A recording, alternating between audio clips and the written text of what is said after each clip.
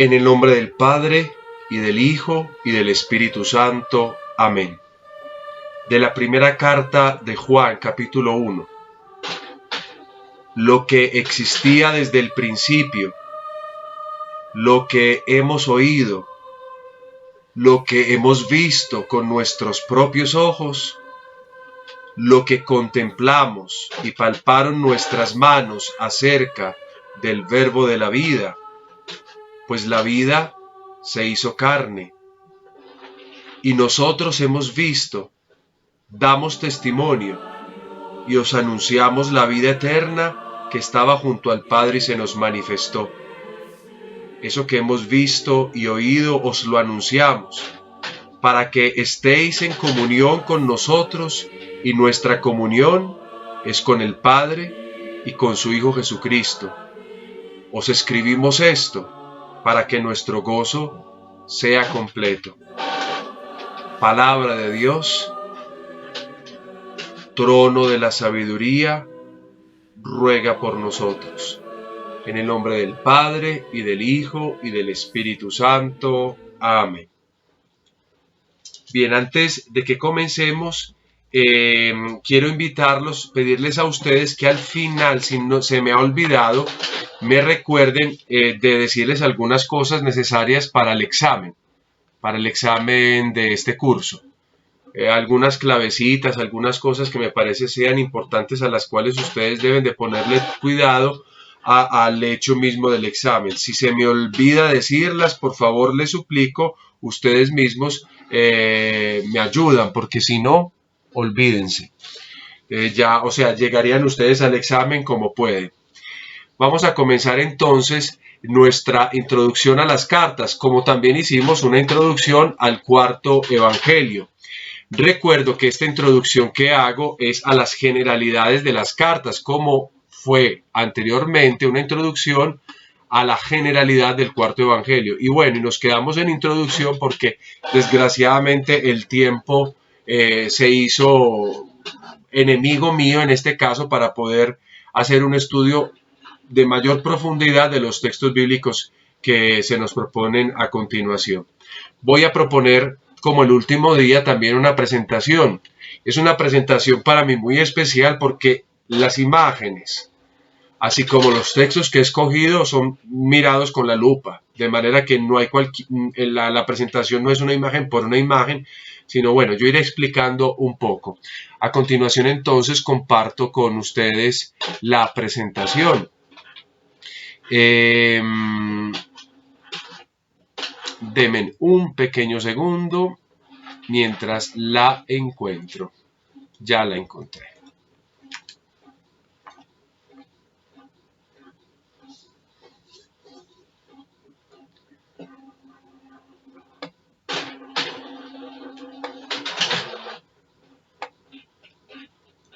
Bien, no sé si la ven. ¿Todos ven la presentación en este momento? Correcto. Bueno, Sí, padre. Bueno, muchas gracias. Iniciamos entonces nuestro epistolario con una pequeña introducción hacia el epistolario o las cartas que llamamos joánicas.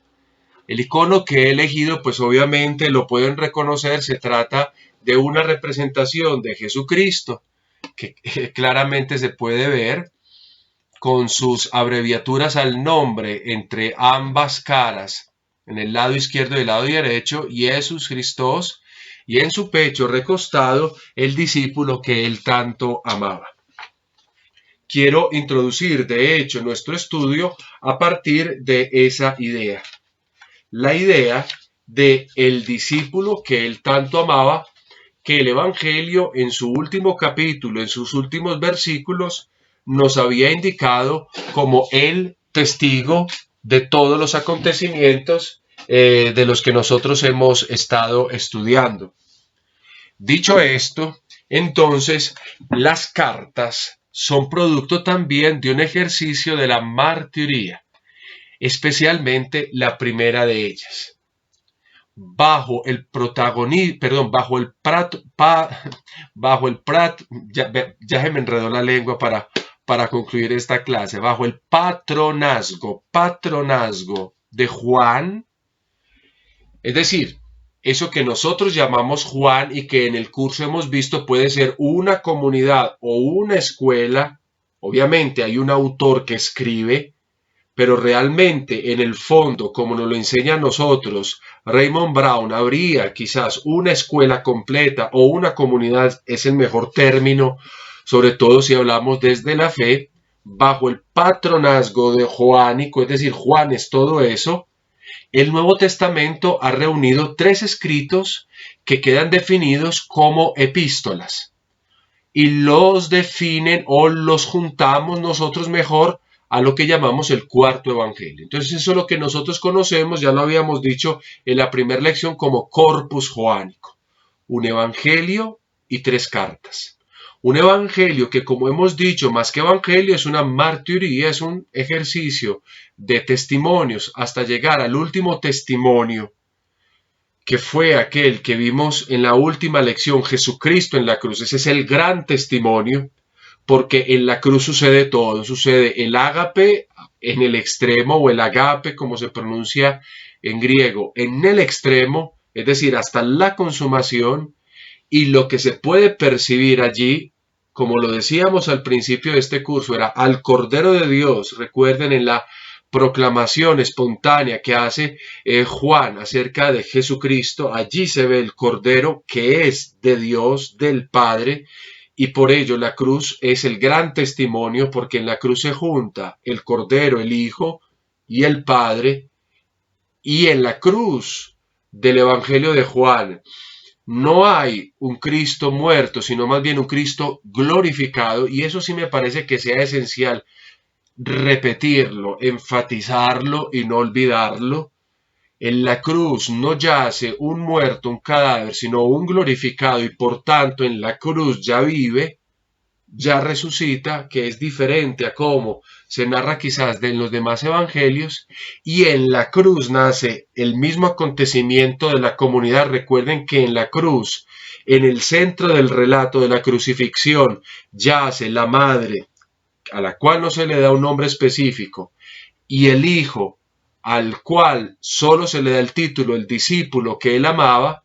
Entonces en la cruz nace la comunidad que está en el contexto, en el origen, como fuente original de todos estos escritos. Entonces en ese punto nosotros nos ubicamos. Ese es el corpus joánico, todo unido por un mismo acontecimiento. Vamos a decir como introducción que técnicamente la primera no podría ser una carta. Lo veíamos la semana pasada cuando con ustedes estudiábamos la carta que llamábamos o la mal llamada carta a los hebreos. Lo veíamos que para que una cosa sea carta tiene que tener en absoluto un marco epistolar, y resulta que la primera carta carece de saludos, carece de despedidas, de las despedidas habituales, es decir, del prescriptum y del postscriptum, que son las características esenciales del género epistolar. Sin embargo, estas ausencias van a quedar compensadas. ¿Y cómo quedan compensadas? Primero con la extensión. Es una carta de 5 capítulos. Y además, ese texto que comúnmente se llama carta, tiene un contenido teológico y sobre todo un uso de gran parte de su vocabulario que relacionan este pequeño escrito con el cuarto evangelio. Yo me atrevo a decir que sería como si pudiéramos decir que el evangelio es el primer capítulo de toda la comunidad joánica. La primera carta sería su segundo capítulo. Es una extensión del cuarto evangelio, que se puede ver prácticamente por la reflexión teológica y también se puede observar en el uso común del vocabulario. Las otras 2 escrituras sí serían cartas porque contendrían o expresarían o estarían estructuradas a través de ese marco que nosotros llamamos marco epistolar.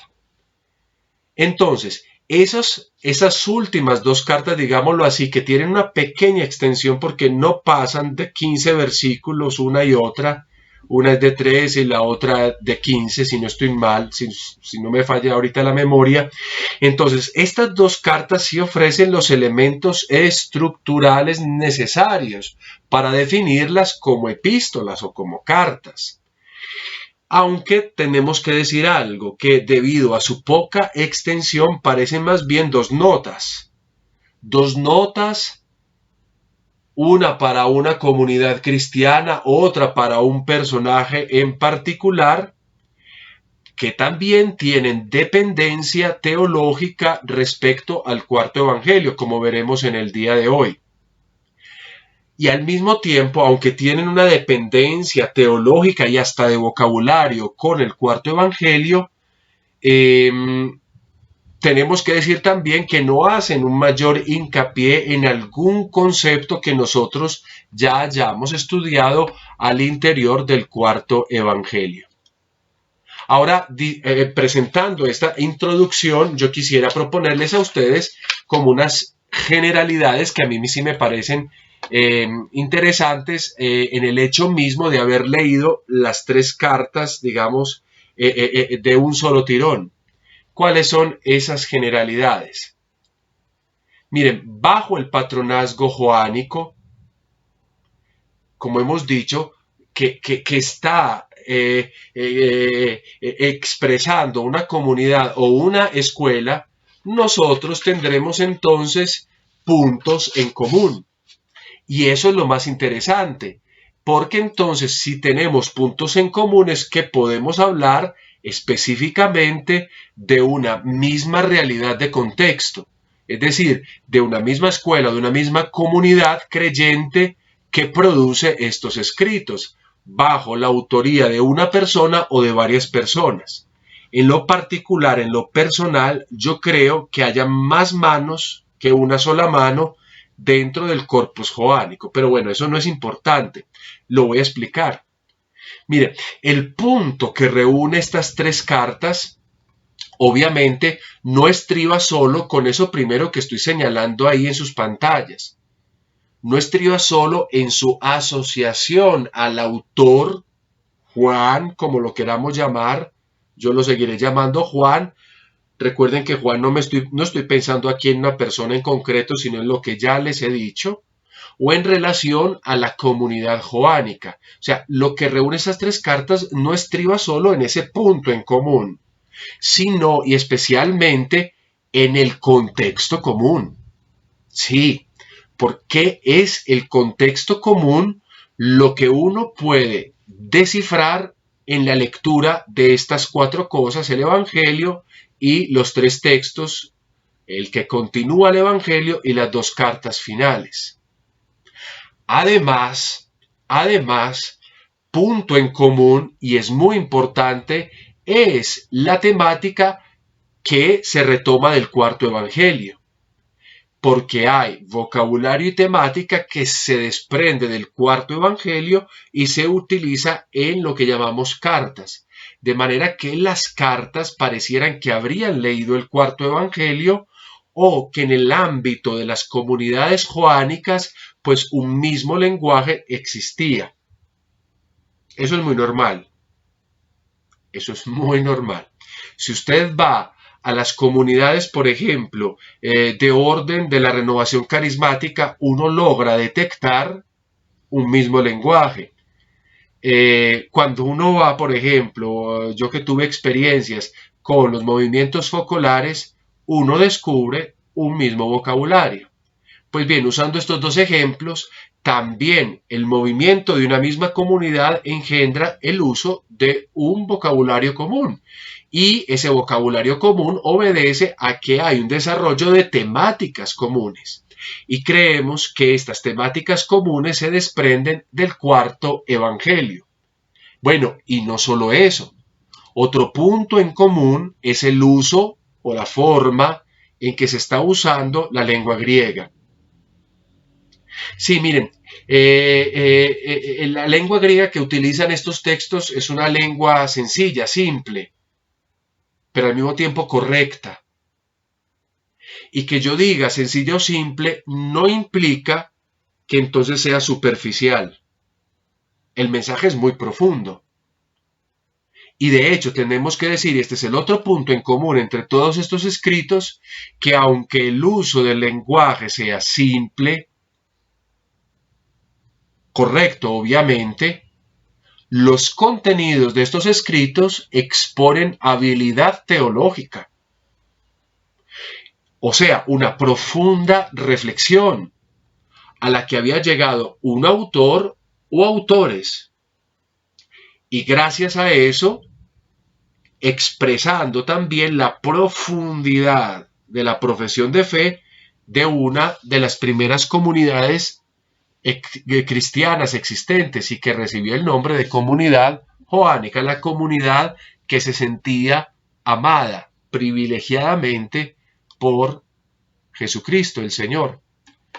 Habiendo presentado estos puntos en común, estos 5 puntos en común, el autor y la comunidad joánica, ese contexto común, la temática que se desprende del cuarto evangelio, el mismo uso de una lengua griega y la habilidad teológica, yo quisiera entonces que pensásemos en lo típico que se dice de estas cartas. ¿Qué es lo típico? Cuando se estudiaba hace tiempo, estos escritos, digo hace tiempo, pero todavía hoy se hace esto, se buscaba mucho responder a 4 preguntas. Primero, responder a la pregunta de la autoría, de la datación, de los destinatarios y del lugar de composición. Cosas que digo, no está mal responder a estas cosas, porque obviamente son cosas que pueden ayudar a la comprensión, pero hay que hacer unas salvedades y las quiero proponer acá. Miren, por una parte, la autoría es un tema al que los estudiosos pues ya no le prestan tanta atención como tiempo atrás. No porque carezca de importancia, aclarémoslo, sino por la imposibilidad de definir una identidad precisa a partir de los elementos contenidos en un escrito. Miren, yo ya he dicho un autor o varios autores, el autor era comunidad o no era comunidad, ni siquiera uno puede llegar a una definición concreta. Yo estoy en un tema de introducción. Yo les acabo de decir también qué es lo que creo yo, pero si vamos a tomar los diferentes autores, nos daremos cuenta de que, atención, cada uno dice la suya al respecto de el autor. Por eso yo he preferido a lo largo del curso detectar los rasgos de ese autor más que definirlo.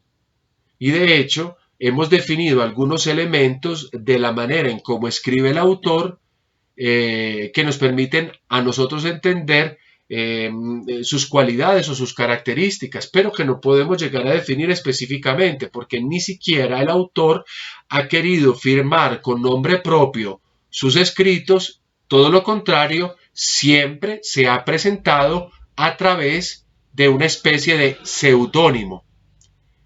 En el cuarto evangelio recuerden que el seudónimo con el que él se presenta está en el epílogo al final, o también en el capítulo 19, cuando él se presenta como el testigo, es decir, aquel que da testimonio. Esa es la presentación del autor en el cuarto evangelio, el testigo o el que da testimonio.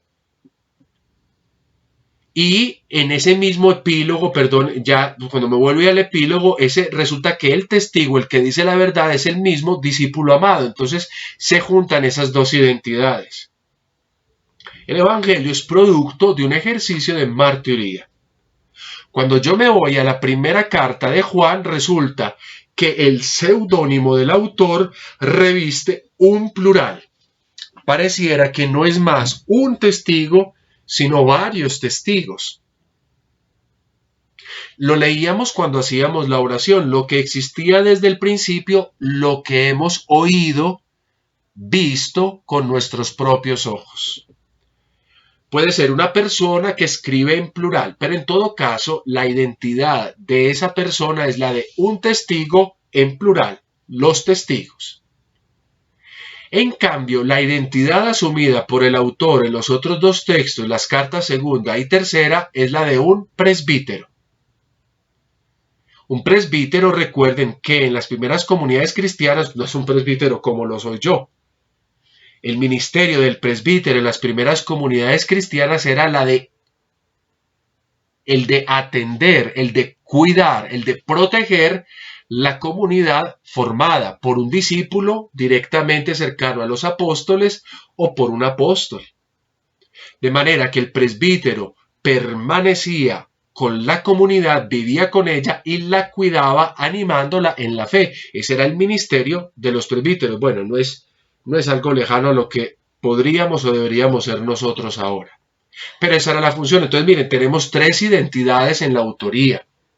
Eso es lo que nosotros podríamos decir a partir de lo que se desprende de una lectura. Obviamente podemos decir más, pero no es posible por motivos de tiempo.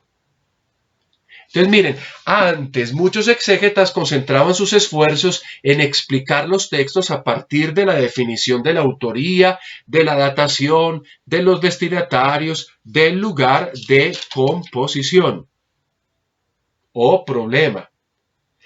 Porque muchos de ellos pensaron una cosa, que con ello, con la solución de estos 4 aspectos, la comprensión de una obra sería más fácil.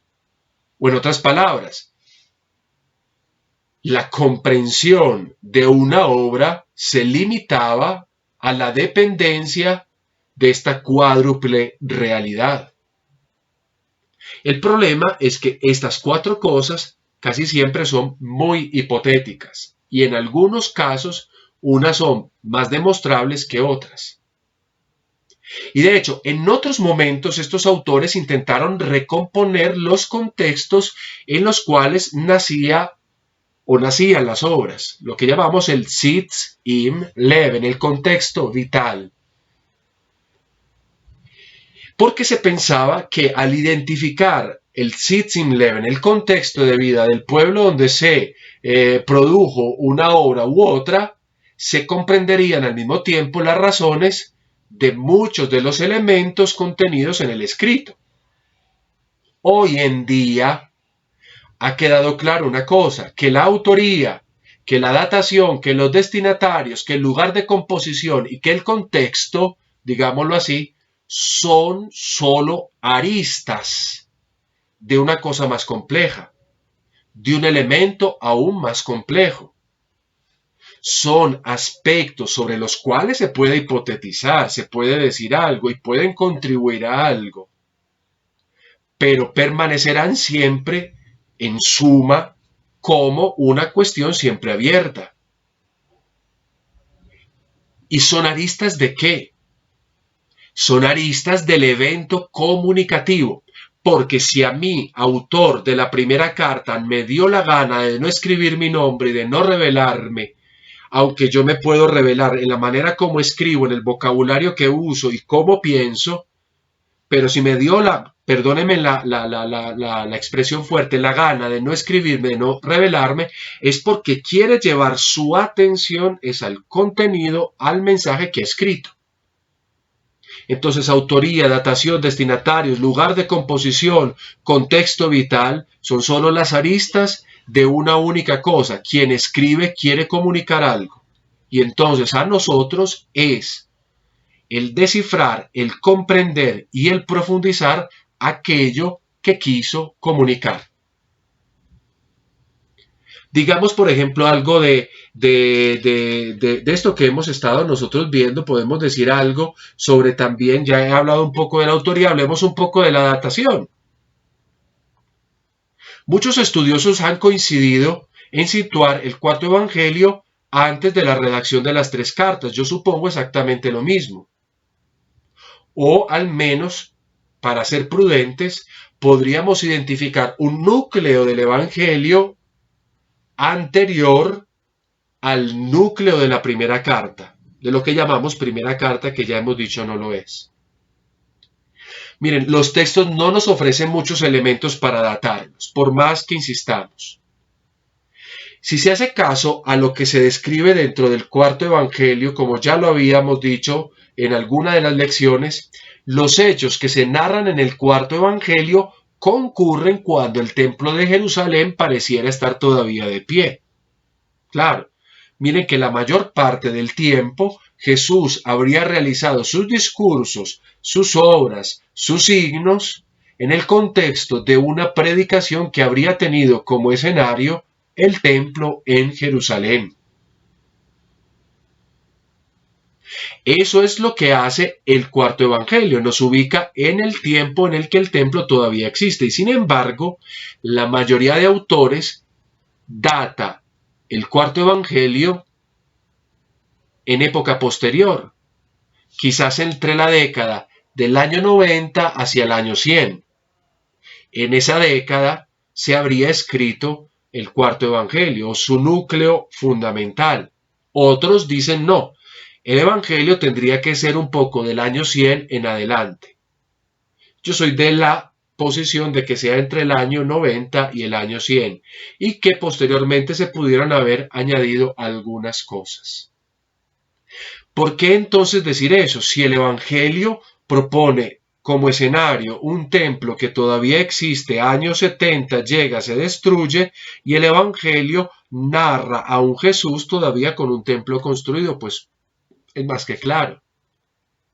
Porque los evangelios sitúan a Jesús en el tiempo, y el tiempo de Jesús es también tiempo del templo, un lugar con una eficacia enorme para la predicación del evangelio, que propone la destrucción del lugar del templo porque en la realidad de Jesucristo queda contenido el sentido del templo. Lo cierto de la datación estriba en que solo la primera carta podría haber sido escrita apenas se hubiese compuesto la grande reflexión teológica del cuarto evangelio. Solo. Y lo mismo la segunda y la tercera carta podrían haber sido compuestas solo cuando la extensión de esa reflexión teológica del evangelio habría ya empapado la mente, el espíritu de las comunidades cristianas. Y de hecho, volviendo a aquello que llamamos primera carta, la primera carta hace un ejercicio de síntesis de la reflexión teológica del evangelio. Sintetiza los grandes temas teológicos esenciales, pero también hace otro ejercicio, los amplía con algunos conceptos nuevos. Amplía esos temas con unos conceptos nuevos. Bueno, dicho esto, yo creo que ya podremos nosotros pasar hacia un punto todavía más interesante. Y el punto más interesante que quiero proponerles ahora a ustedes es el siguiente. El que nosotros hagamos el ejercicio de escuchar a un autor que nos va a sintetizar esto que acabo de decir, que es todo el preámbulo y la generalidad de lo que hemos estudiado. Se trata de Tuñi, se trata de Alegre, que en su obra Escritos Joánicos y Cartas Católicas, a la que ustedes pueden acceder tranquilamente, nos ayudan a nosotros a situarnos en esto que yo he dicho con esta expresión. Dice así: sin el Evangelio como base, las cartas resultarían sencilla y llanamente un enigma. O sea que para comprenderlas era absolutamente necesario pasar por el estudio al menos superficial del cuarto evangelio. Y miren cómo continúan diciendo, el significado de las cartas ha de ser cotejado con el del evangelio, porque de alguna manera parece darse por supuesto. Este es un concepto basilar que obviamente aquí está expresado por Tuñi y Alegre, que escriben en español porque españoles son, pero que se refleja prácticamente en la gran mayoría de autores, que casi todos hablan de la dependencia de estos escritos. Miren, hoy en día, ante la situación hipotética de los elementos que ya hemos expuesto, los investigadores se enfocan entonces en el texto en cuanto tal, en lo que nosotros llamamos su forma canónica. Es decir, el texto como nos llegó. Dejemos de pensar cómo se formó, si hubo antes una cosa, si hubo después otra, si se añadió una cosa o si se añadió otra. Pensemos en el momento, esto es lo que Digamos así, con esto es lo que yo sintetizaría. El movimiento de hoy toma la forma canónica del texto, es decir, deja de hacer un estudio diacrónico, es decir, el estudio que se basa en pasar por las diferentes etapas de formación de un texto hasta el que actualmente tenemos en nuestras manos, para pasar a una forma sincrónica del texto, es decir, el texto como lo tengo y a partir de ahí como lo tengo, estudiar todo el evento del texto, su mensaje, el evento comunicativo, lo que quiere decir, etcétera, etcétera. Su estilo también, porque obviamente si hablamos de cartas es porque hay un estilo en cuanto a la descripción de los acontecimientos. Entonces vamos a destacar nosotros lo mismo, el mensaje que se pretende y sobre todo yo quisiera llevarlos a ustedes, porque como concluimos hoy nuestro curso, a un elemento ulterior que todo autor pretende de su obra. ¿Cuál es? Vencer la temporalidad. Todo personaje que escribe un libro no lo escribe solo para un momento, sino que lo escribe para la permanencia. Y como lo escribe para la permanencia, pues un texto tiene capacidad de seguir hablando hoy. ¿Qué dice hoy este texto? Es el punto al que ustedes pueden llegar luego de la primera fase de estudiar los elementos propios de la obra. Ustedes pueden llegar a la conclusión, bueno, hoy esto ¿qué dice? El ejercicio lo tendrán que hacer ustedes con el cuarto evangelio y con estos escritos que estoy proponiendo en esta exposición. Entonces, el estudio que yo les presento a continuación tiene esa exigencia de indagar por el sentido de estos escritos de cuño joánico. Entonces, es un estudio con doble movimiento, porque primero vamos allá a hurgar en el pasado y luego vamos a releer el presente con esta luz que nació en el pasado. Así como lo hicieron los responsables de este epistolario joánico que junto al cuarto evangelio o teniendo el cuarto evangelio en la mano, releyeron las situaciones que los interpelaban. Sí, porque quien escribe entonces las cartas o quienes las escriben tienen en su mano el cuarto evangelio, pero al mismo tiempo ante sus ojos tienen nuevas realidades. Y es a través de la lectura del cuarto evangelio que responden a sus nuevas realidades, que son las que señalaré ahorita cuando estudiemos carta a carta. Además, y obviamente no como un aspecto superficial o sobrante, sino como aspecto legítimamente esencial, este estudio que yo hago con ustedes quiere fortalecer ¿qué? La fe. ¿Por qué? Porque la fe es al fin y al cabo el propósito de los escritos joánicos. Yo no quiero llevarlos a que ustedes la pierdan, sino a que ustedes la fortalezcan. Al fin y al cabo, ese es el propósito, por ejemplo, del cuarto evangelio. Creer.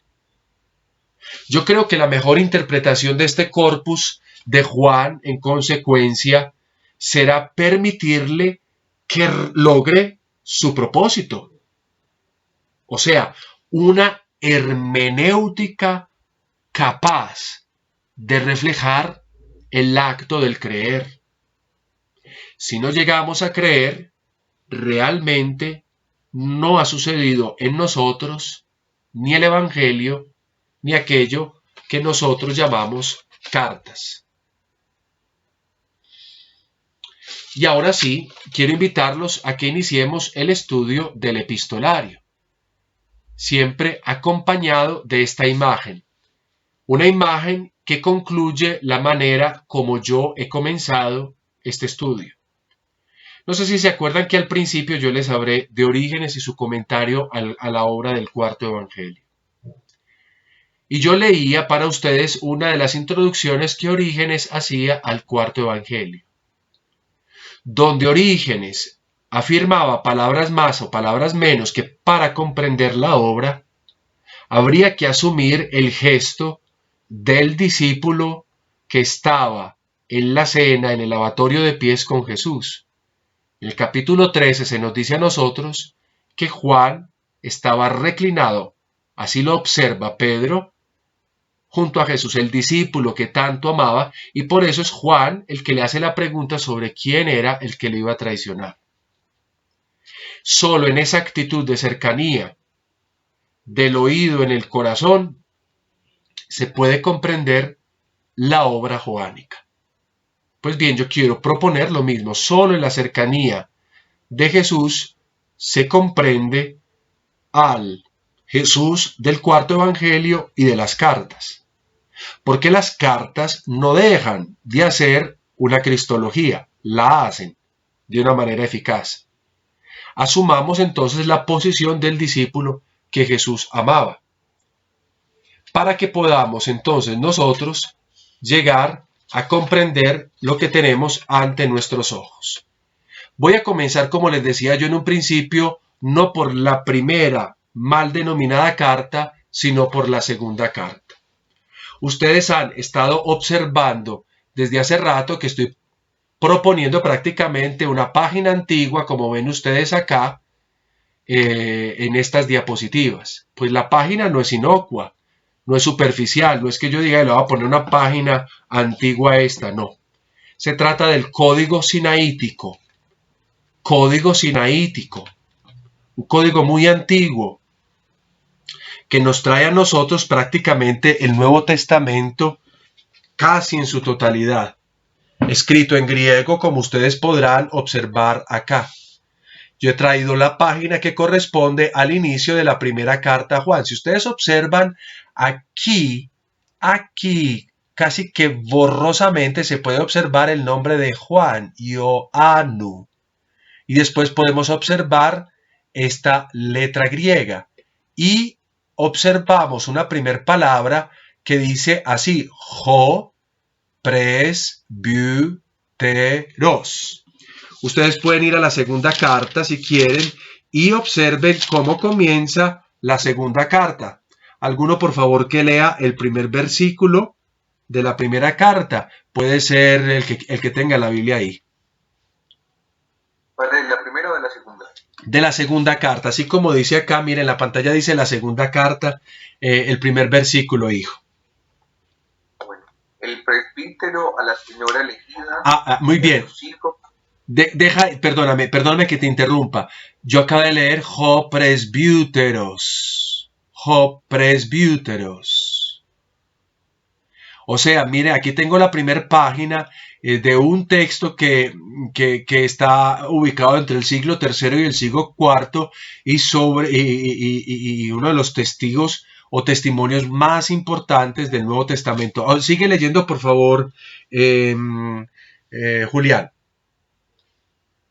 A la señora elegida y a sus hijos, a quienes amó según la verdad. Muy bien. No solo yo. A los que amó según la verdad. Vamos a dejar ahí porque voy a ir explicando y ya después le iré pidiendo a alguno que me lea algunos apartes. Mire, tanto la segunda carta como la tercera carta, ya lo hemos dicho, se desarrollan de acuerdo a la estructura característica del género epistolar que yo expuse la semana pasada y por eso pedí allí, sobre todo a ustedes, mucha atención. Es decir, la segunda y la tercera carta poseen lo que nosotros llamamos un marco epistolar. Marco epistolar, ¿eso qué es? Para quienes no se acuerden, aquí lo traigo definido de manera que se acuerden. El marco epistolar significa que una carta está constituida por una serie de elementos. El primer elemento de ellos es, por ejemplo, lo que nosotros llamamos el prescriptum. Ahí lo ven, prescriptum.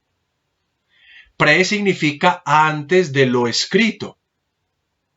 Y además una carta va a tener un postscriptum, es decir, un después de lo escrito. Básicamente es el marco epistolar, un prescriptum y un postscriptum, lo veremos ahorita escrito en una de las diapositivas para que se escriba de la manera correcta. Obviamente yo cito en latín porque estas cosas se dicen generalmente o técnicamente en lengua latina. El prescriptum, lo que está antes del escrito, y después el postscriptum, lo que está luego del escrito. Pero entonces aquí observamos la palabra scriptum. significa que a la mitad entre el pre y el post hay un scriptum. Esa es la estructura de una carta. Una carta se constituye entonces de 3 partes: un prescriptum, un scriptum y después un postscriptum. El corpus o scriptum, como nosotros lo llamamos, a su vez tiene 2 composiciones, es decir, lo que está a la mitad generalmente tiene 2 elementos, como lo señalaba yo la semana pasada. O sea, esto no es una cosa que sea nueva. Primer elemento es un elemento de carácter teórico doctrinal. Hay una doctrina, hay una cosa que se está tratando, o una reflexión teológica, es algo teórico doctrinal.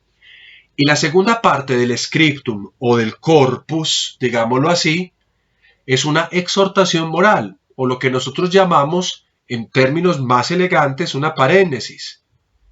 Luego de exponer una doctrina, se invita a algo, se exhorta a algo, se hace una paréntesis. Vamos a la segunda carta, ubiquémonos siempre en la segunda carta, y aparte de ubicarnos en la segunda carta, hagamos el ejercicio de definir cada cosa. Vamos al prescriptum. El prescriptum o primera parte de una carta tiene que estar a su mismo tiempo formado por otros 3 elementos. Primer elemento, la superscriptio, que ya habíamos señalado, vuelvo a repetir, la semana pasada. Superscriptio. ¿Qué es? La superscriptio es es quién nos escribe la carta. Julián, ¿cómo era que definíamos al que escribe la segunda carta? ¿Quién era el que escribe o dirige la carta? El presbítero. El presbítero. Entonces eso es la superscriptio. ¿Cómo se escribe una carta? En mundo griego, primero se presenta la persona que la escribe. Yo, Juan David Figueroa, pero en este caso dirá ho presbíteros, el presbítero. Esa es la superscriptio. Todo eso está en el versículo primero. Luego debe aparecer la adscriptio. Adscriptio, recuerden la preposición ad, que significa hacia dónde va la escritura, hacia dónde va lo que ha sido escrito. Julián, ¿hacia dónde va lo escrito? La señora elegida y sus hijos. Bravo. La carta está dirigida a la señora elegida, a la, como dice aquí en griego, si lo pueden leer, a la eklek, a la eklekte kyria, a la eklekte kyria, a la señora elegida, kai toi, atención, y a los teknoi, a los hijos. Porque recuerden ustedes, teknoi viene de teknon, que significa hijos. Recuerden que en el Evangelio de Juan, huios solo se aplica a Jesús, huios, hijo, solo es aplicado a Jesús, el Hijo de Dios, y el resto de Israel somos llamados teknoi o teknon, hijos. Entonces una carta con doble dirección, tanto a la señora elegida como a los hijos. Qué bonito esto, ¿no? Porque en el momento de la cruz, donde yo señalaba la cosa más importante del Evangelio, ¿cuál era? La mujer que va a ser no madre, pero que vuelve a ser madre, porque Jesús le dice ahí a tu hijo, y el hijo, el discípulo al que Jesús tanto amaba, al que le dice ahí a tu madre. Como comienza esta carta comienza diciendo a la señora elegida, la mujer madre y a sus hijos. Y desde ese momento el hijo se la llevó a su casa. Aquí hay una resonancia interesante en la estructura de la carta, porque la carta parecería evocar el momento central de la cruz. La carta está dirigida a la comunidad que ha nacido de una madre con el discípulo que tanto amaba a Jesús, a la señora y a sus hijos, a los que yo amo en la verdad, dice el presbítero. Bien, y finalmente el último elemento de esta estructura es la salutatio. La salutatio la vemos hasta el versículo 3. ¿Qué es la salutatio? Es el saludo, obviamente, que aquel que escribe la carta realiza. El presbítero en esta carta saluda. Ponga mucha atención porque a mí me da mucho gusto preguntar estas cosas en el examen final. Yo puedo preguntar cuál es el prescriptum de una carta, esto, lo otro. Me gusta mucho preguntar eso, a ver qué tanta atención le prestamos nosotros a la misma palabra. La salutatio, el presbítero saluda incluyéndose entre los destinatarios. Es lo más lindo de la carta, porque la carta está escrita a la señora y a los hijos, pero él también se incluye como destinatario de esta carta. ¿Por qué? Porque el presbítero saluda incluyéndose y augurando, que dice: gracia, misericordia y paz estén con nosotros, de parte de Dios Padre y de parte de Jesucristo, el Hijo del Padre, en la verdad y el amor. Mire, todo un lenguaje joánico. Padre Dios, Hijo del Padre, verdad, y la palabra agape, que es propia palabra de cuño joánico. Aquí tenemos nosotros nuestra introducción, nuestro prescriptum, la salutatio. Un escritor que se incluye en lo que saluda. Luego nosotros vamos a encontrar la segunda parte del marco epistolar, a la que nosotros llamamos el corpus, o la palabra más técnica debería ser el scriptum. Y yo les he dicho a ustedes que el... Hola, hijo. Quedé con una duda. Dime. Dime, hijo, sí. La elegida lo hace en relación al final del Evangelio. En esa relación estoy confundido. Mira, recuerda que al final del Evangelio, bueno, no al final, sino en el capítulo 19, cuando a propósito Jesucristo funda la comunidad, de acuerdo a lo que estudiamos de ese capítulo, cuando Jesús dice: mujer, ahí tienes a tu hijo, hijo, ahí tienes, mujer, a la mujer la llama madre, al hijo le dice: ahí a tu madre. Jesucristo está fundando una comunidad. Y para eso el autor se ha valido de quitar nombres para que la cosa no quede como una cosa personal entre María y Juan, sino que se vuelva madre e hijo. Llama la atención que la carta comience con dos expresiones que un poco avalan eso, porque cuando se dice curia elegida, es decir, a la que ha sido constituida señora, mujer, madre, y después al discípulo que ha sido hijo, y en el texto del Juan capítulo 19, al discípulo se le dice hijo, se le dice teknon, no se le dice huios, sino tecno, porque recuerde que huios es solo para Jesús. Entonces parecería que se convirtiera eso en el nacimiento de la comunidad, y así lo creen la mayoría de los autores. Simbólicamente nace la comunidad en el hecho de la cruz, cuando Jesús expresa lo que expresó. ¿Cómo comienza la segunda carta? Haciendo alusión a estos dos personajes, la señora, que en sí es femenino, no es masculino, no es a ustedes comunidad como San Pablo escribe, es a la señora. Y segundo, la permanencia de los hijos. Estamos hablando de una comunidad que se funda desde el acontecimiento de la cruz, es decir, la madre con el hijo en una misma casa. No sé, Mauro, si sea más claro así. Bueno, entonces, ahora llegamos al scriptum. El scriptum, recuerde que tiene dos partes. Una parte teórica o que llamamos doctrinal.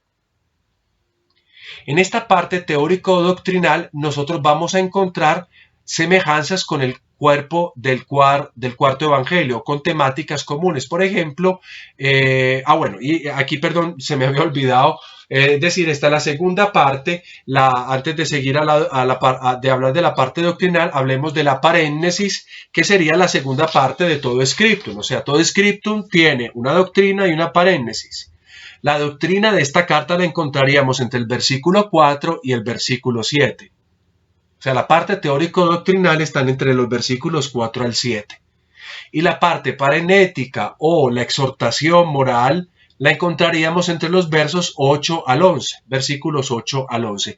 Yo volveré sobre eso. Vamos a mirar la parte doctrinal, porque me parece que esa parte doctrinal sea bien interesante.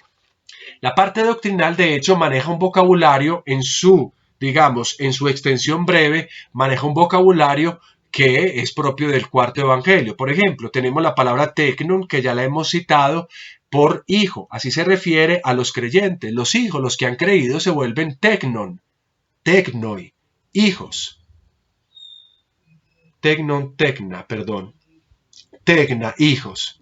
También aparece la expresión aletheia, es decir, la palabra verdad, aletheia. aparecerá una palabra que no hemos podido estudiar mucho, pero que estaba situada en el capítulo 13, cuando Jesucristo, después de haber amado hasta el extremo, hasta la consumación, lavando los pies a un traidor, o a varios, porque realmente no había solo uno, y a uno que lo iba a negar, o a varios, porque los otros también, establece el nuevo mandamiento, el entolé. Entolé significa mandamiento. También es parte del concepto joánico, porque Juan funda ese nuevo mandamiento, o describe mejor ese nuevo mandamiento fundado por Cristo, que es la base sustancial de los 3 escritos llamados cartas, el mandamiento del amor. Las 3 cartas son extensión o reflexión en torno al mandamiento del agape, entolé. Punto. He dicho prácticamente la doctrina de los 3 escritos. Entolé. Las 3 cartas son extensión de una reflexión que hay que hacer en torno al mandamiento del agape. Y de hecho, la última expresión que nos encontramos en común es esa, agapao, el verbo amar, y agape, el sustantivo del amor. Recuerden que ya hemos definido eso que es. Es un amor que no necesita de la reciprocidad, es decir, de que alguien esté intercambiando, de que alguien esté amando, sino simplemente la persona ama y basta. Jesucristo amó sin la preocupación de si Pedro lo iba a negar o no, de si Judas lo iba a traicionar o no. Ese es el amor que se entrega a pesar de que los demás no se entreguen o no respondan recíprocamente. Y ese es el mandamiento sobre el cual reflexiona el corpus de todas estas cartas. Ustedes lo pueden haber ya detectado simplemente con el ejercicio de leerlas. Bien, en esta parte teórico-doctrinal nosotros vamos a encontrar los motivos de la carta, que es, como acabo de decir, una exhortación a cumplir el mandamiento que hemos recibido desde el principio. Amigos míos, ¿cuál principio? ¿Cuál principio? Le pregunto yo a esta carta. ¿Cuál principio? ¿Al principio del Logos? ¿O al principio en que fue fundada el Evangelio, la cruz, o el principio de la cena? ¿Cuál exactamente? Bueno, yo diría los 3. Nosotros hemos recibido desde el principio ese mandamiento del amor por el otro, que implica caminar según los mandamientos entregados por el Señor. Lo podemos leer en los versos 4 y 6. Y este es el deber ser del discípulo, que tiene como origen al mismo Padre. Por tanto, observen, no es una voluntad que se pueda menospreciar. El agape no es si yo quiero, si yo puedo. No. El agape adquiere el carácter de una necesidad imperiosa. Es un mandato nuevo, un entolé kainé, como se dice en griego. Es un mandato nuevo, sin el cual es imposible caminar en la verdad. Sin amor no se puede estar en la aletheia, es lo que diría esta carta.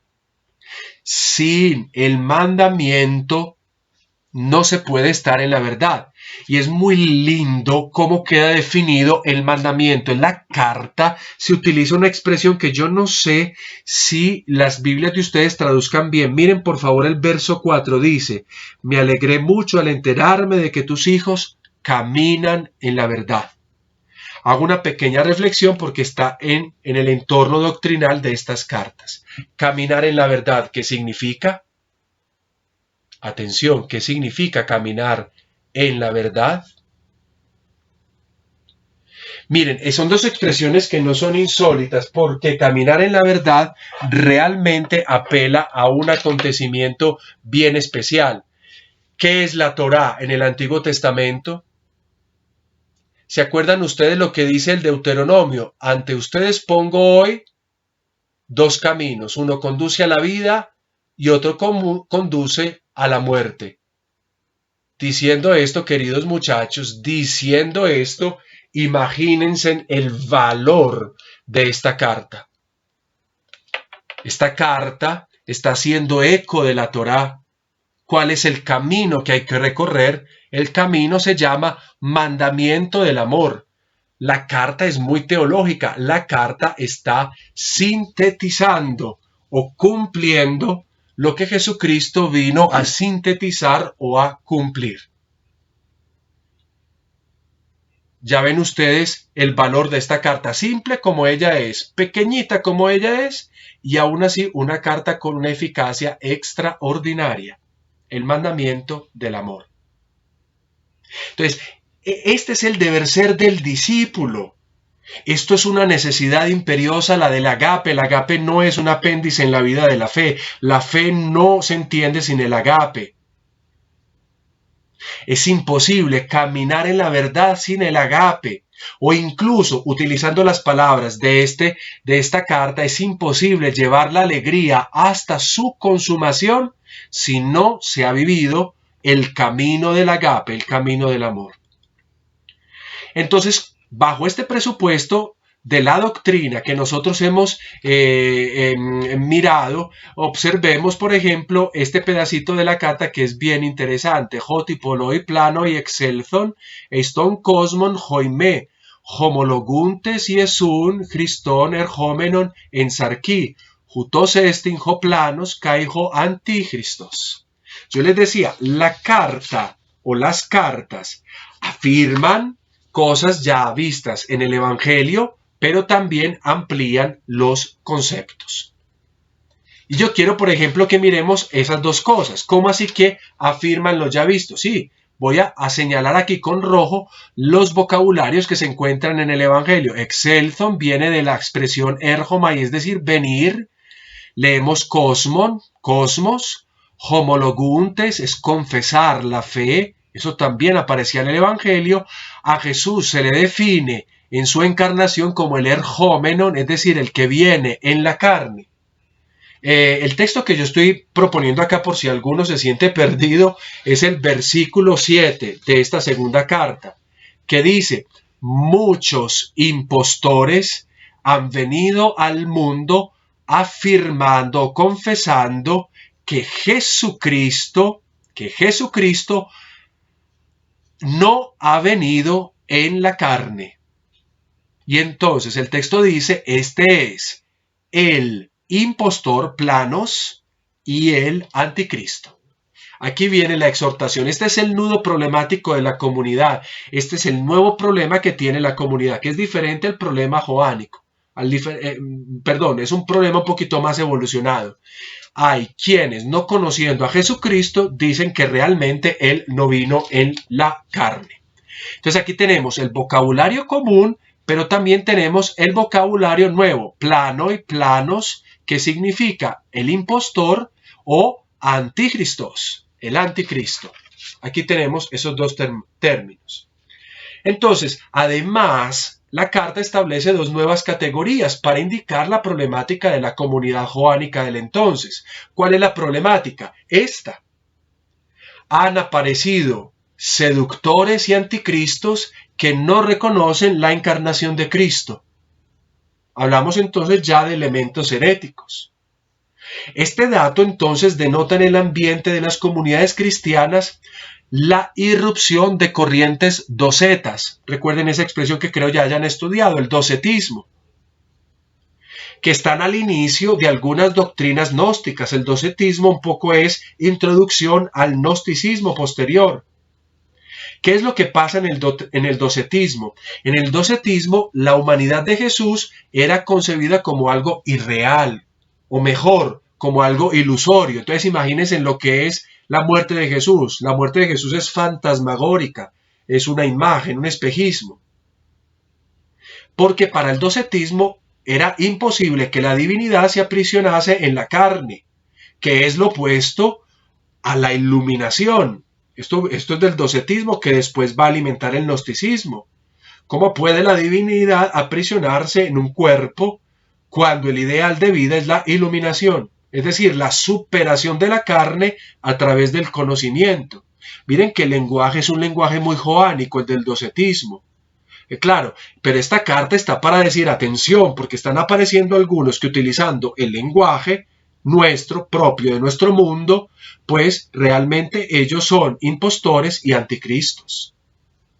Por tanto, ¿qué es lo que hace la carta? La carta interviene advirtiendo a la iglesia, que es llamada señora e hijos, de esta falsa posición y que no puede bajo ninguna posibilidad ser admitida, porque Jesucristo realmente se encarnó. Y además, no solo se encarnó, sino que nos indicó el camino de la encarnación, el camino de la verdad, a través de la experiencia del agape. Sin cuerpo, el agape no tiene sustento. Jesucristo murió con su cuerpo, y porque murió con su cuerpo, he ahí esencialmente el sentido del agape. La paréntesis que nosotros vamos a tener entre los versículos 8 y 11 se puede constatar a través de este pequeño texto bíblico que ustedes tienen acá, que es el versículo 9. La paréntesis, ¿qué es? Miren, la teoría del autor es el que permanece en la enseñanza, es decir, en que Jesucristo sí se encarnó, jutos kaiton patera kaiton huion eihei. Mire, ¿quién permanece, o mejor, quien se propasa y no se mantiene en la enseñanza de Cristo, no cuenta con Dios? Es lo que dice el versículo 9 al inicio. Quien no se mantiene en la enseñanza de Cristo no cuenta con Dios. Lo contrario, el que permanece en la enseñanza, en esa enseñanza, cuenta con el Padre y cuenta con el Hijo, o literalmente, también tiene al Padre y al Hijo. Es una expresión que alude a los textos de despedida de Jesucristo. Para permanecer en el Señor hay que cumplir el entolé, el mandamiento del Señor. Entonces, ¿qué hace la carta? Recordarles eso. Recordarles que la única forma de permanecer es en el amor.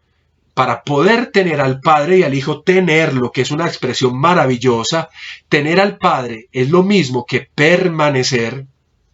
Para poder hacerlo hay que vivir la experiencia del entolé agape, del mandamiento del amor. Entonces el presbítero invita a tomar atención de sí para no perder lo recibido, porque en el tiempo se puede perder, y permanecer en la doctrina para poseer al Padre y para poseer al Hijo. Además, exhorta a no recibir en casa a quien enseña lo contrario. Esto es una cosa más específica, evitando así participar estrechamente de ese obrar que la carta califica como obrar perverso. Esta es la paréntesis de la carta. Y podemos decir que ahí prácticamente termina la doctrina, el corpus, el scriptum, para simplemente hacer un saludo final que yo nada más titulo, obviamente, con el nombre de postscriptum, como van a ver ustedes acá.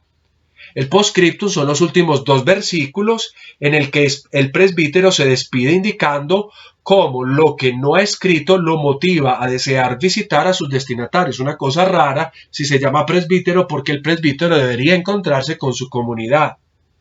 En todo caso, se despide de ellos enviando los saludos de parte de la hermana elegida, otra comunidad en la que él se encontraría.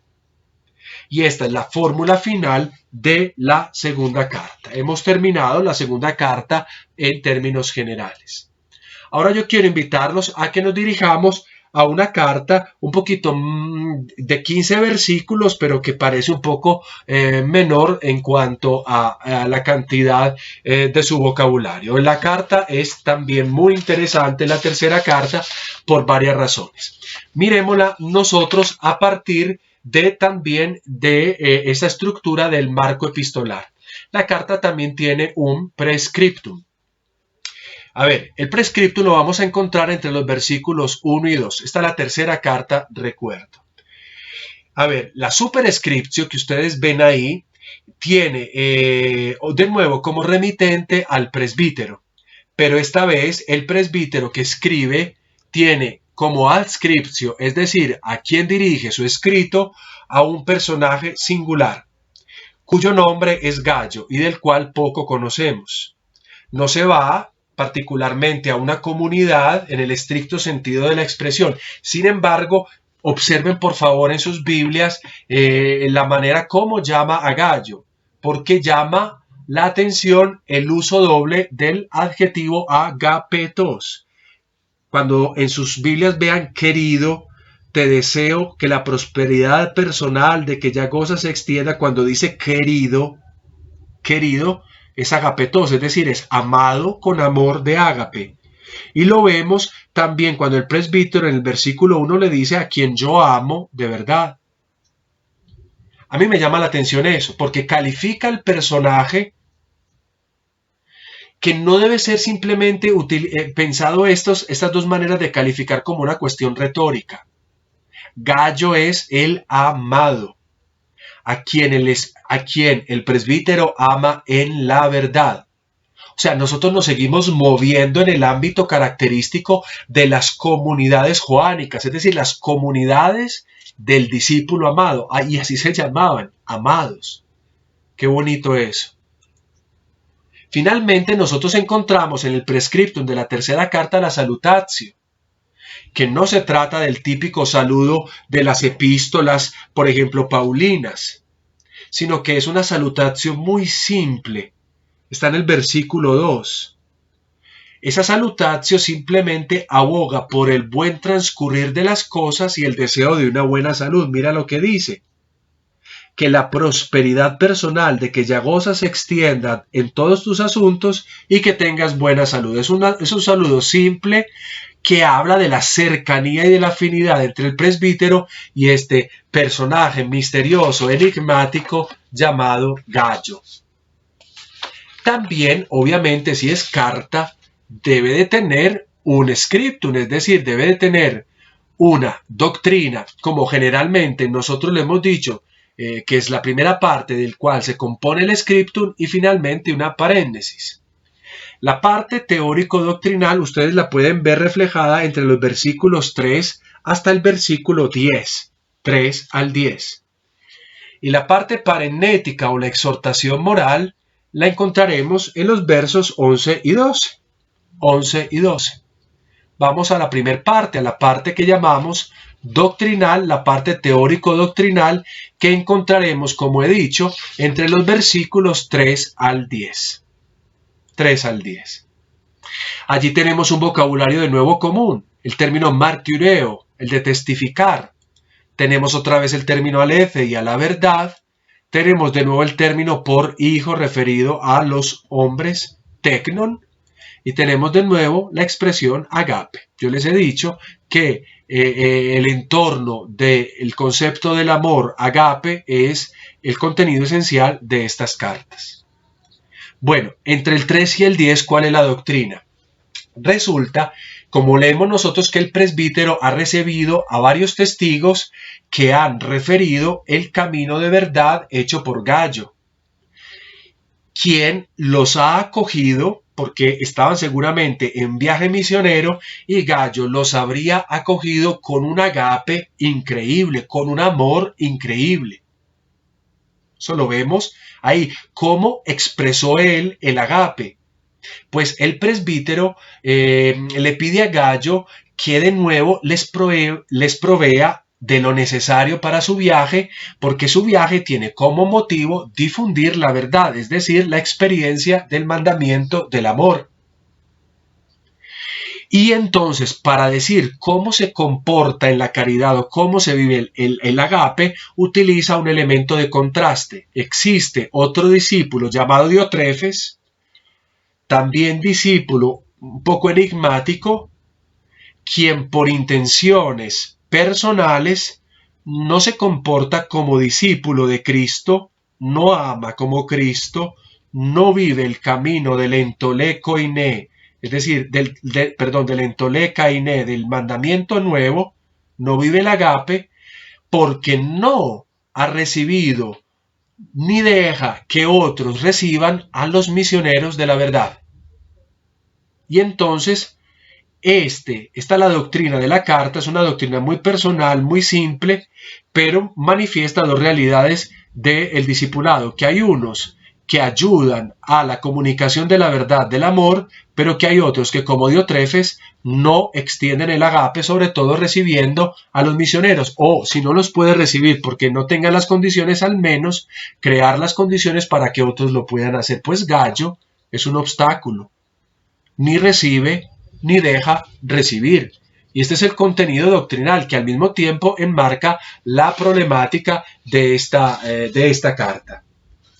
Diciendo esto, entonces vámonos a la paréntesis, es decir, a la exhortación moral o ética que propone el autor de la carta en el mismo scriptum. Recuerden que la paréntesis nosotros la vamos a ubicar entre los versículos 11 y 12.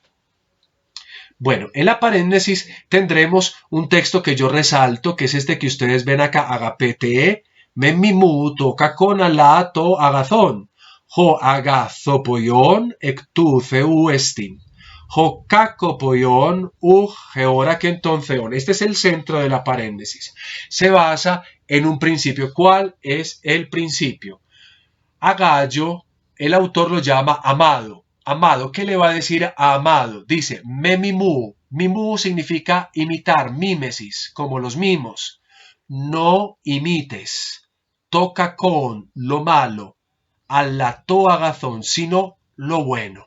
Esto es lo nuevo de la carta, lo que agrega al corpus evangélico, es decir, la teología que se extiende. Los cristianos imitamos lo bueno. Hacemos la mímesis de lo bueno. Y en el Evangelio, ¿a quién se llama el bueno, el agazón?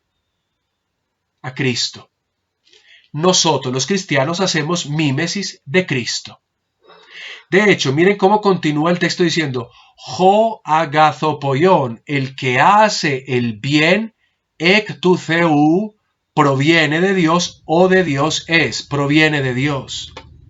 Lo contrario, ho cacopoion, el que hace el mal, georaken tonceon, el que hace el mal no ha visto o no ha encontrado a Dios.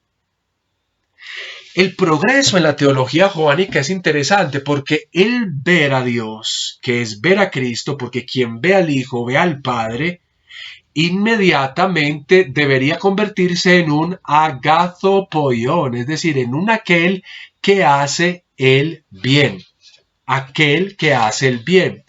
Estas son las categorías, las dos nuevas categorías que se introducen en esta carta. La mímesis del bien, es decir, el hacer el bien. Entonces, ante el contexto de Gallo y de Diotrefes, el presbítero exhorta a Gallo a no imitar el mal de Diotrefes, sino el bien de Cristo. Pues mientras el bueno proviene, tiene su génesis, viene de Dios, el malo ni siquiera lo ha visto. Yo no sé si ustedes se acuerdan que en el Evangelio esta sea la acusación de Juan el Bautista a los discípulos. Entre vosotros está el que no habéis visto. Pues el problema que fue allá para los judíos, atención, es problema acá para los primeros cristianos. Hay uno en especial, o unos también, que incluso confesándose cristianos no lo han visto. Entre ellos el Señor, y no lo han visto. Se menciona en última instancia a otro buen testigo como Gallo, otro personaje, un tercero. Se trata de Demetrio, de quien el presbítero y otros, porque él dice así, nosotros testimoniamos con la verdad. La carta termina con el postscriptum, que es también un postscriptum bien lindo, como sucede con la segunda carta. Los tenemos en los versículos 13 al 15. 13 al 15. Y casi usando la misma fórmula de la segunda carta, el presbítero se despide de Gallo, indicando que espera visitarlo y le desea la paz, presentándole pues los saludos de amigos en común y pidiéndole a Gallo saludar a los amigos que están con él. Nuestro curso, muy poquito el tiempo que queda, termina con la primera carta. Y yo lo he querido terminar de esa manera. Voy a proponerles a ustedes entonces lo que llamamos nosotros primera carta, y como yo les decía a ustedes, la primera carta realmente no cumple con todas las características de la estructura del género epistolar, pues porque se trata más de un testimonio anunciado a un anónimo vosotros. No sabemos quiénes son esos vosotros, pero es un testimonio para ellos. Continuando de esta manera la dinámica de los testimonios que encontrábamos en el cuarto evangelio, sí, un testimonio más allá de los 12 que testimonian los acontecimientos de Jesús en el evangelio. Y este testimonio trata de emular en algunos momentos a una epístola. Sí, a veces tiene como los rasgos de epístola, pero realmente no lo es. Y quizás por esta emulación del género epistolar reciba el título de carta o epístola, del cual muchos conocen, el título tradicional. El autor se va a convertir en la voz de varios testigos, un nosotros, como lo decía ahorita, que revela varias veces los propósitos de su escritura, uno de los cuales, atención, es lograr que la alegría o el gozo sea perfecto, porque ser creyentes implica vivir en una condición de alegría perfecta. La única forma de abstraer una estructura de este escrito se da desde el punto de vista de las numerosas temáticas que este texto aborda, y también desde el punto de vista de los movimientos de un diálogo directo, porque la forma en que está escrita la carta, o el texto mejor, es un diálogo directo. De esta manera nosotros tenemos el primer elemento estructural, que es el prólogo. El prólogo estaría contenido en ese primer capítulo entre los versículos 1 al 4. Vamos a viajar con la Biblia para que ustedes vean. Aquí voy a mostrar toda la estructura, para que ustedes vean la estructura. Aquí en el prólogo aparece el propósito de este escrito. Ya los he dicho, el propósito es que el gozo llegue a la consumación, que la alegría sea perfecta. Es un prólogo bien interesante que a continuación yo lo podría mostrar todo, pero voy a dejarlo para el final. Qué pena, aquí aparecerá el prólogo, pero yo voy a irme hasta el final a mostrar toda la estructura a ustedes, y voy a concluir extrañamente con la parte inicial con el prólogo. Yo inicié nuestro estudio con el prólogo, ahora voy a finalizar el estudio de Juan con el prólogo, pero de lo que llamamos normalmente primera carta. La segunda parte de la estructura sería la presentación del testimonio, es decir, el autor se propone hacer un testimonio. Ahora no lo va a presentar. Aquí lo tienen ustedes delante, entre el capítulo 1, versículo 5, y nos vamos hasta el capítulo 2, versículo 2. La presentación del testimonio. ¿Qué hay que resaltar? En el capítulo 2, sobre todo, en el primer versículo, a resaltar encontramos que hay otro motivo del escrito. Hijos míos, así lo llama este autor. Os escribo esto para que no pequéis. He aquí el otro propósito. Pero la salvedad es interesante. Si alguno peca, tenemos a uno que abogue ante el Padre, a Jesucristo el justo. Yo llamo la atención porque ese otro propósito del escrito es al mismo tiempo un paso más en la teología. ¿Por qué? Porque mientras en el Evangelio como Paráclito se propone al Espíritu, aquí Jesucristo viene llamado Paráclito. Pero también eso es consecuencia de cómo Jesucristo presenta al Espíritu Paráclito en el Evangelio. Conviene que yo me vaya, decía en el Evangelio, porque vendrá en vuestra ayuda otro Paráclito. Es decir, Jesucristo asimismo se presenta como aquel que es Paráclito, es decir, el que aboga ante el Padre. Y llamo también la atención porque este es el otro elemento que se puede resaltar, Jesucristo aparece descrito acá como el justo, el paráclito justo, pero también y al mismo tiempo la víctima. Él es víctima de propiciación. Esto es un lenguaje muy parecido al de la carta a los hebreos. Jesucristo, paráclito, Jesucristo justo. Este es el testimonio que está haciendo el autor. Jesucristo, que es víctima de propiciación por nuestros pecados. En otras palabras, el Evangelio así llama a Jesucristo toda vez que lo identifica con el Cordero de Dios que quita el pecado del mundo. Miren las conexiones. El tercer elemento, perdón, aquí yo creo que cometí un error, sí, cometí un error, puse 2, pero es el tercer elemento de esta carta, es el cuerpo del testimonio, es decir, es un desarrollo de esto que yo acabo de presentar. Lo encontraremos entre el capítulo 2, versículo 3, al capítulo 5, versículo 12. Vamos por partes. La primera cosa que hace el autor es ayudarnos a nosotros a entrar en el conocimiento de Jesús y en el mandamiento del ágape. ¿Dónde encontramos eso? Lo encontramos en el capítulo 2, versículo 3 hasta el versículo 11. Allí se va a hablar de lo que es la reflexión sobre el mandamiento del amor. Eso es y lo que significa el conocimiento de Jesús. Conocer a Jesús significa vivir el amor. Aquí queda resumida prácticamente toda la teología joánica sobre el ágape. ¿Quieres conocer a Jesús? Ama. El segundo momento lo encontraremos nosotros en lo que sigue. Podemos irnos desde este capítulo 12, el versículo 12, hasta el versículo 19. ¿Qué ocurre en el capítulo 2, versículo 12 y del 19?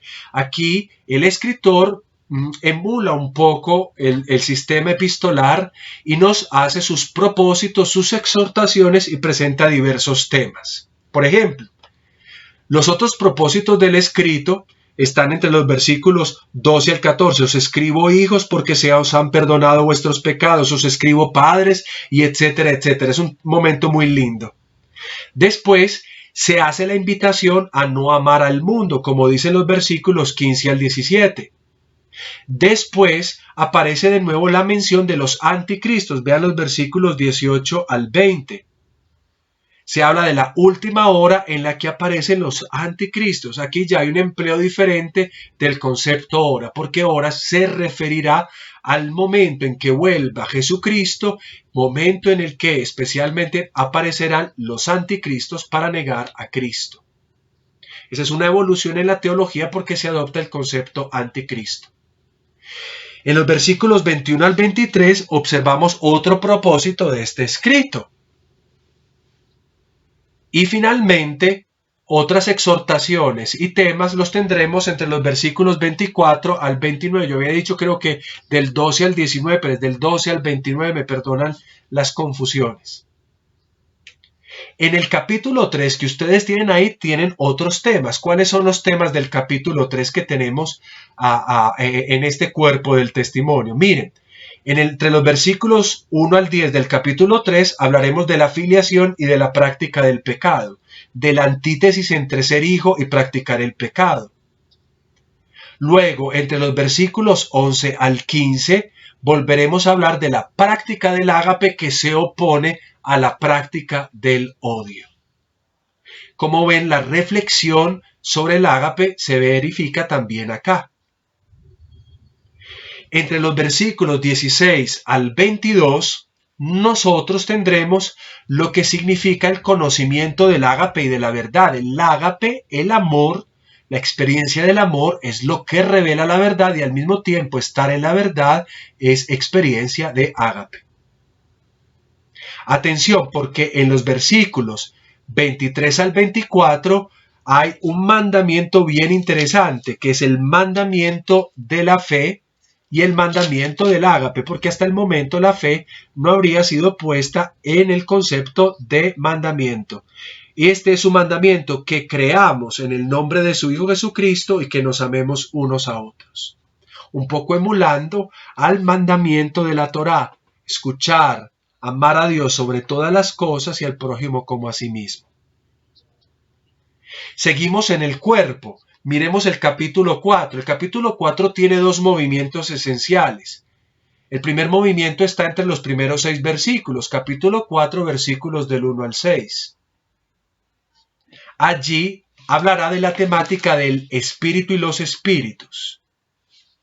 Una temática que tiene una conclusión interesantísima, una afirmación maravillosa, y es la exhortación al ágape.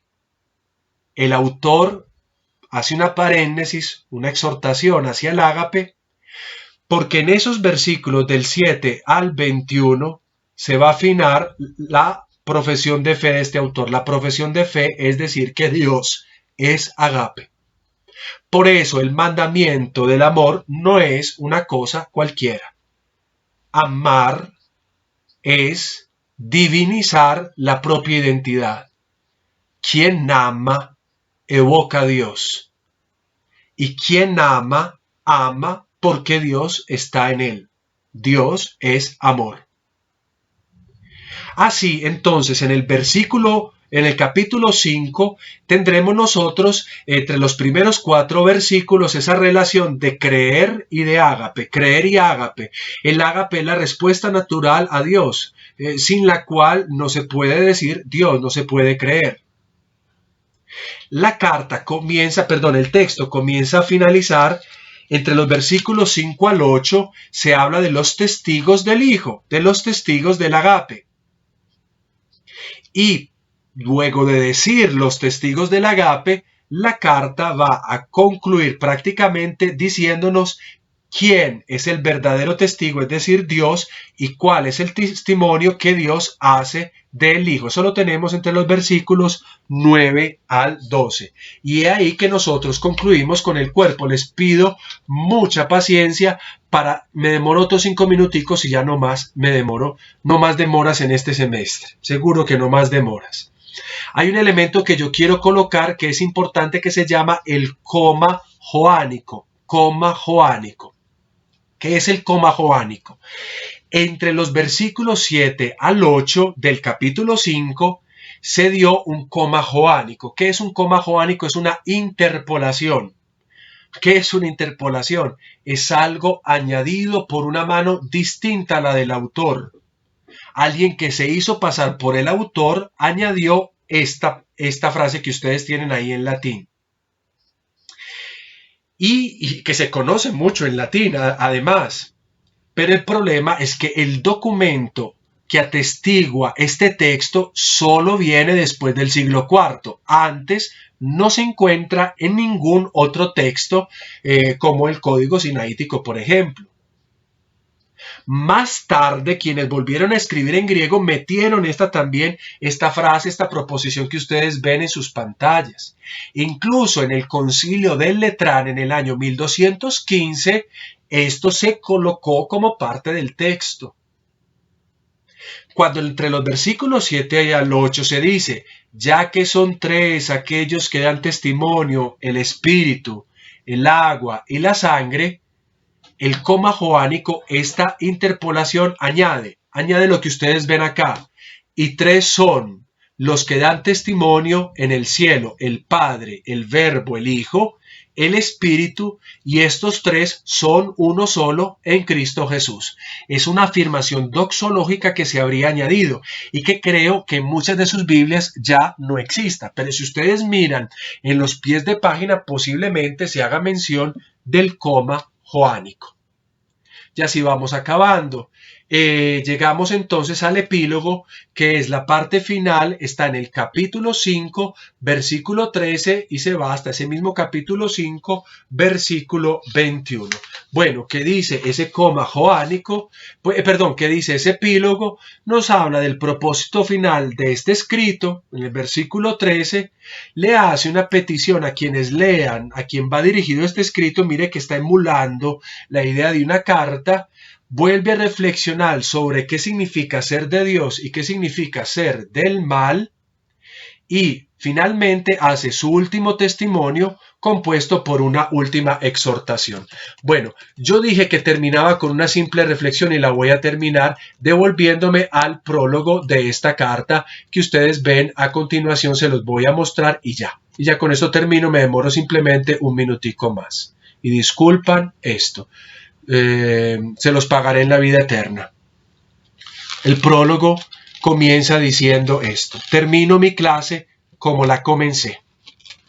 Porque el prólogo de esta carta, perdón, me he pasado mucho, el prólogo de esta carta de Juan termina, o cojan sus Biblias porque comienza de una manera simpática. Comienza diciendo un poco como la poesía del Logos en el Evangelio de Juan. Y comienza diciendo de manera maravillosa esa emulación del principio. Mire cómo dice este texto. Lo que era en el principio, lo que escuchamos, lo que vimos con los ojos de nosotros, lo que vimos desde adentro, atención, lo que vimos desde adentro. Esos son vocabularios que nosotros vimos en las cartas. Primero, lo que era en el principio, y miren ese era con el imperfecto, es decir, lo que era en el principio, pero sigue siendo todavía ahora. Lo que escuchamos, pregúntese qué fue lo que escuchamos, el Logos. Lo que vimos con los ojos, ese fue el tema de todo el Evangelio, y lo vimos con nuestros ojos. Pero no solo con nuestros ojos, lo que vimos, el verbo theaomai y theasameza, del verbo theameza, theaomai, es decir, de lo que se ve desde adentro. Atención, lo que hemos contemplado. Y lo más interesante, kai haigereis, lo que nuestras manos, las manos de nosotros han palpado. Recordemos a Tomás, mete tu dedo en mis heridas. Lo que han palpado en nuestras manos, atención, es sobre el Logos, sobre la palabra de vida, y dice el texto de una manera maravillosa: os lo anunciamos. ¿Qué anunciamos? Que la vida se manifestó, la vimos y damos testimonio y os anunciamos la vida eterna que estaba junto al Padre y se nos manifestó. De esta manera, la primera carta emula el Evangelio, pero se incluye en ella. ¿Quién es el discípulo en el Evangelio? Es el que ha visto con sus ojos, el que ha escuchado al Logos, el que ha visto con sus ojos al crucificado, el que con sus oídos ha escuchado al Logos desde el principio y todavía, el que con su interior ha decidido creer en él, el que con sus dedos, luego de tocar sus heridas, dice Señor mío y Dios mío, y el que finalmente dice: este es la vida eterna que desde el principio estaba en el Padre y se había manifestado en el Padre. Este es el discípulo del Evangelio, el discípulo testigo de la carta, y estos somos nosotros, los nuevos discípulos, que también, con los mismos sentidos, hemos percibido la presencia del Logos de la vida en nosotros.